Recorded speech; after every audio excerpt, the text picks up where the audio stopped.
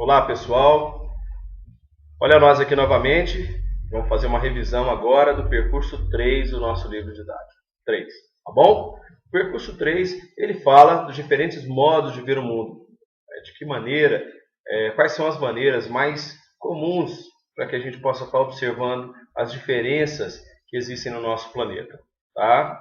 Bom, nesse processo de regionalização nós vamos abordar dois pontos de vista, ou conjuntos de fatores. O ponto de vista físico e o ponto de vista das sociedades humanas, tá bom? Do ponto de vista físico, nós vamos destacar, por exemplo, olha o critério de regionalização, as grandes paisagens naturais, as diferentes paisagens naturais que nós temos no planeta. Dessas grandes paisagens, destacamos as zonas polares, as zonas temperadas, as zonas polares, como eu disse, zona polar do norte, zona polar do sul, zonas temperadas do norte, zona temperada do sul e a zona tropical, não é isso? De clima tropical. Também temos o hemisfério norte e o hemisfério sul. E nós temos as regiões de desertos e altas montanhas. Bom, nas regiões polares, as características mais comuns que nós conhecemos e podemos destacar do nosso livro-texto são os rigores de temperatura, a baixa diversidade de paisagens, não é isso? Vamos colocar assim, a pequena ocupação humana por constituir uma área de anecúmeno, não é isso? As regiões polares. E, inclusive, nós temos vamos colocar, no hemisfério norte, na região polar do norte, existe uma certa ocupação humana, porque ali nós temos alguns povos que se adaptaram àquela condição de anecúmeno ali extremo, não é isso? São os lapões, os esquimós, os inuits, que vivem naquela região. Ainda existem esses povos vivendo naquelas regiões. Na zona polar do sul, na Antártica, nós não temos civilizações, nós não temos povos que vivem ali, mas nós temos bases de pesquisas, não é isso? Vários países estão naquela região. Isso por causa dos rigores, da temperatura, frio extremamente intenso, temperaturas muito baixas, tá bom? Bem, continuando. Nós temos as regiões temperadas, não é isso? Temperada do norte e temperada do sul.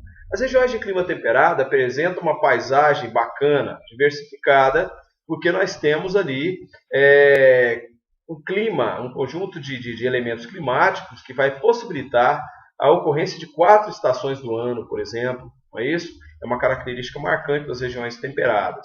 Nós temos verões que podem ter temperaturas mais elevadas e invernos que são muito rigorosos também, não é isso? Bom, na região de clima tropical, estou dando apenas algumas características gerais, porque você vai ler no nosso livro, vai se aprofundar um pouco mais, não é isso? Nas regiões de clima tropical, a gente vai observar, conhecemos muito bem, nós vivemos nessa região, que nós temos apenas 2 períodos do ano que se destacam, um chuvoso e um seco, não é isso? As 4 estações do ano, elas são evidenciadas no calendário, tranquilamente, nós sabemos que elas acontecem, mas nós não podemos percebê-las com clareza, elas não ficam claras para nós ao longo do ano. Temos primavera, verão, outono e inverno, mas nós podemos observar que claramente 2 estações são distintas para nós, uma seca e uma chuvosa, não é isso? Então, nós temos a primavera e o verão, onde ocorre um aumento das chuvas, inicia-se a chuva e nós temos o período mais chuvoso, e nós temos o outono e o inverno mais seco, tá bom? As temperaturas dificilmente baixam de zero, tá? É muito difícil nessa nossa região tropical, justamente por causa da posição geográfica, tá? Nós temos uma amplitude térmica interessantíssima nessa região, tá? O que é amplitude térmica? É a diferença entre a máxima temperatura e a mínima temperatura. Tá bom? Depois dessa região, nós temos as regiões de desertos. Mais uma região de anecúmeno, por exemplo, onde os índices de pluviosidade ou precipitação, mais conhecido como chuva, esses índices são muito baixos. Não é isso? Esses índices baixos, eles implicam numa maior dificuldade para a ocupação humana nessas regiões.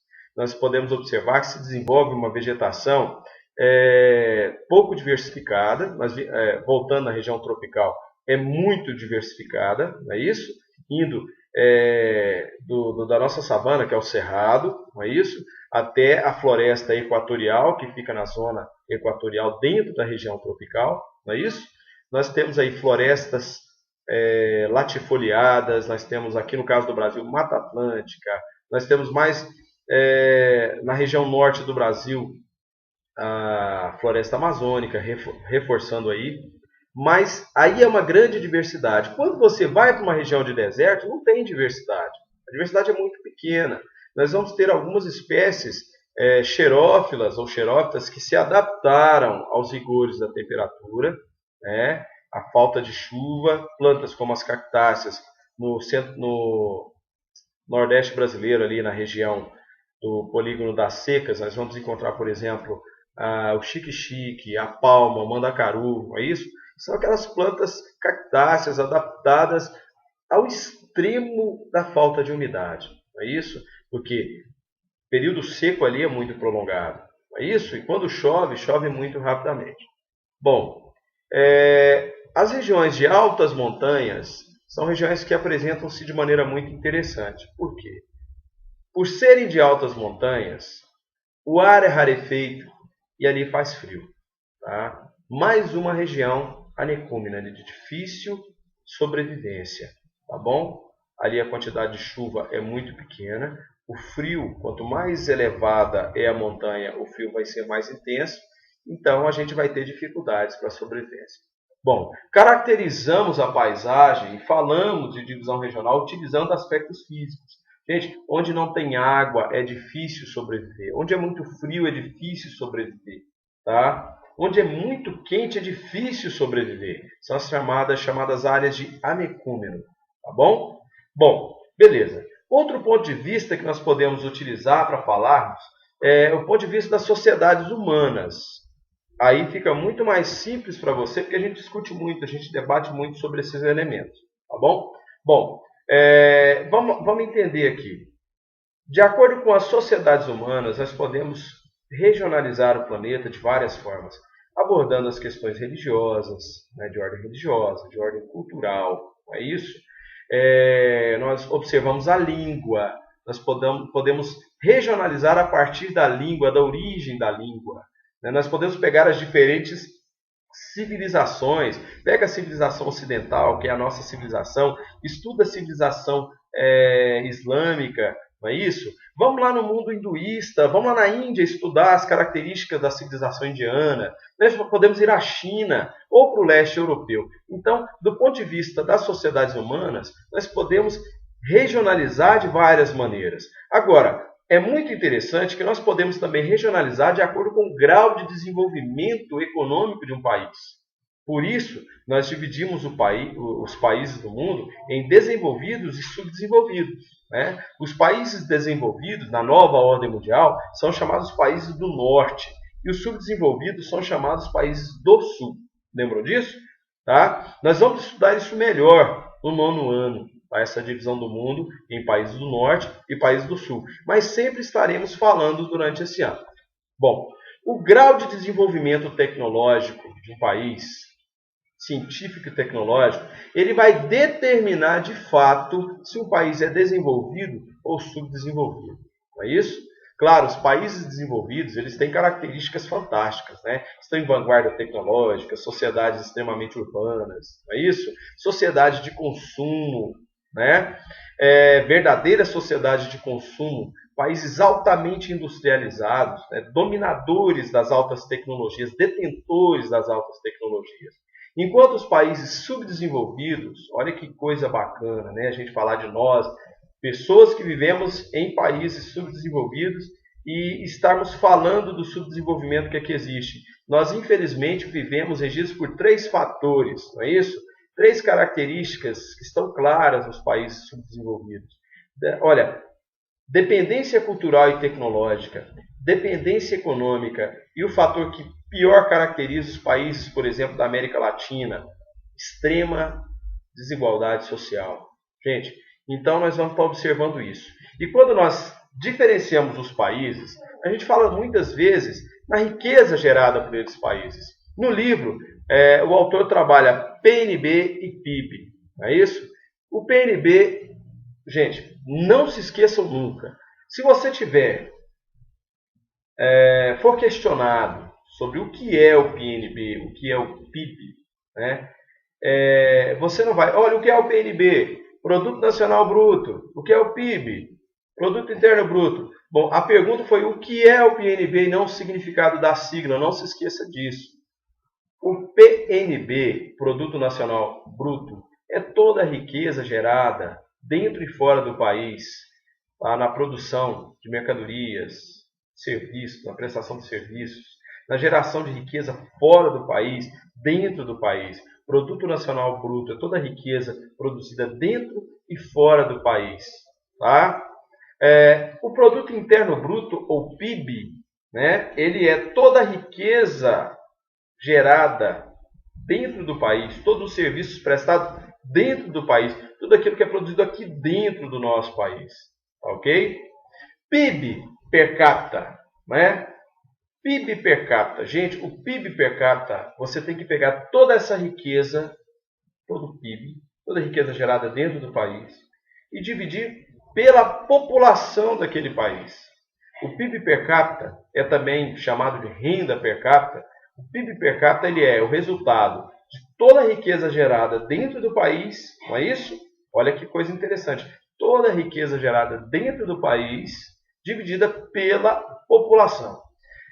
Muitos professores deixam passar uma ideia falsa de que PIB per capita tem a ver, renda per capita tem a ver com a renda das pessoas, com o salário das pessoas. Gente, não é nada disso. Tá? Claro que isso é riqueza gerada, vai estar dentro do PIB, mas quando nós falamos de PIB per capita, é como se nós tivéssemos, olha, vamos ver quanto cada brasileiro no final de 2016 levaria como sua parte se nós fôssemos distribuir a riqueza gerada. Entenderam? Você pega toda a riqueza produzida dentro desse país nosso e divide pela população. É como se nós tivéssemos um rateio. É claro, ninguém vai fazer esse rateio. Aí mediria-se a riqueza por habitante. Mede-se, não mediria-se. Tá bom? Se mede. Bom, mas, de fato, quando nós falamos no grau de desenvolvimento de um país, PIB per capita não é um bom indicador, porque ele é uma média simples. Tá? Essa média, ela simplifica essa situação, simplifica uma relação. Tá? Isso não é correto. Então, nós utilizamos o chamado Índice de Desenvolvimento Humano. Índice de Desenvolvimento Humano, que é o IDH. O que é o IDH, professor? Aí o aluno responde lá. É Índice de Desenvolvimento Humano? Não. Índice de Desenvolvimento é o significado da sigla. Tá ok? Índice de Desenvolvimento Humano é o significado da sigla IDH. O IDH é um indicador, ele mede o grau de riqueza e desenvolvimento de um país. Ok? E ele aborda 3 níveis básicos. O nível de educação, tá? Nível de saúde e nível de renda. Tá? Ok? Então, o nível de educação tem tudo a ver com o grau de escolaridade, com o número de analfabetos, que isso vai ser contado. Quanto maior o número de analfabetos, menor vai ser o IDH, não é isso? Quanto menor for o número de analfabetos, maior vai ser o IDH, tá ok? Quanto menor for a evasão escolar, quanto menos crianças desistirem da escola, maior será o IDH. Então são números contados, são indicadores importantes, tá ok? Com relação à educação de um país ou ao nível de escolaridade, tá bom? Então, outro nível, saúde. Gente, quanto melhor a qualidade de vida de um país, melhores são os indicadores de saúde.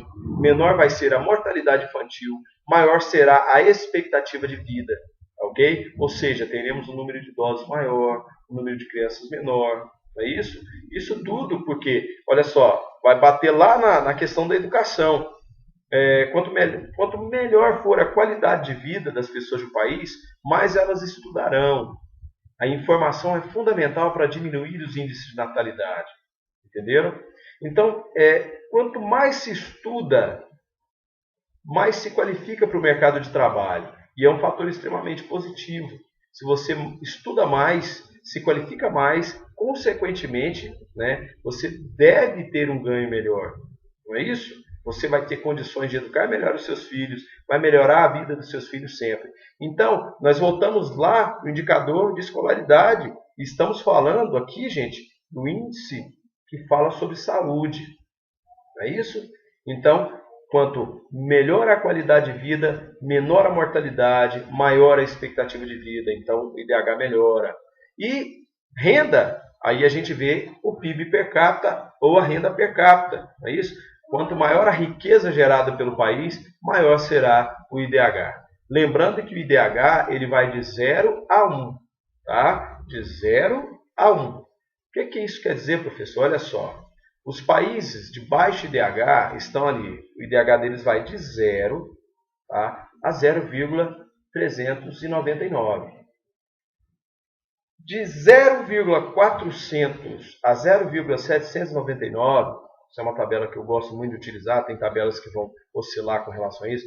De 0,400 a 0,799, o IDH é médio.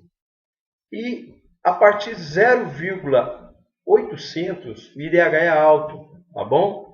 Não existe país que tenha IDH 1, que seria a perfeição, e não existe país com IDH 0, que seria a miséria absoluta, tá ok? Mas nós temos vários exemplos de países com alto, médio e baixo IDH. Por exemplo, vamos pegar baixo IDH, Serra Leoa na África. Vamos pegar, por exemplo, médio IDH Argentina, não é isso? O Brasil está voltando para a casa do médio IDH, infelizmente, com essa queda, né, da economia brasileira, mas já esteve acima de 0,8. Então, e vamos pegar aqueles de elevadíssimo IDH, como Canadá, Noruega, acima de 0,940 e alguma coisa. Entenderam? Então, gente, o IDH ele mede, de fato, o grau de desenvolvimento de um país, porque ele não mede apenas o crescimento econômico, mas indicadores importantes que vão trabalhar as questões inerentes à qualidade de vida das populações dos países. Bom, finalizamos aí a revisão do percurso 3 e espero que vocês estudem. Lembrem-se que a qualquer momento eu posso estar postando um vídeo com a revisão do percurso 4. Oitavo ano, olha, a gente se vê na escola. Um abraço para todos vocês. Felicidades!